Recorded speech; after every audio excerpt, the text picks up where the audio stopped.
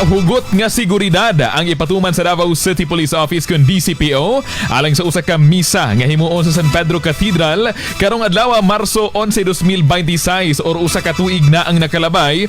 Human nga gidala si former President Rodrigo Roa Duterte kun FPRRD didto sa International Criminal Court kun ICC sa The Hague, Netherlands. Sa interview sa DXDCRM in Davao kang Police Captain Hazel Caballero, gipanaguro nga luwas ang tanan nga taga-suporta usab nga mutambong ug mamahimong malinawon ang misa nga himuon alas 12 unyang udto hangtod ala-1 sa hapon.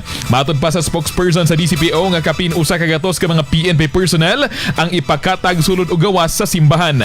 Ato paminawon ang pamahayag ni Police Captain Hazel Caballero. Before sa misa, ana gyud kay mga ginabuhat ana ma'am no soft deployment and conduct of paneling inspection sa ato nga simbahan para wala gyud tay makita nga mga rason kung anong naay makamapiktuhan ang ato ang pag-celebrate o paghandog kanang misa sa ato ang former president man.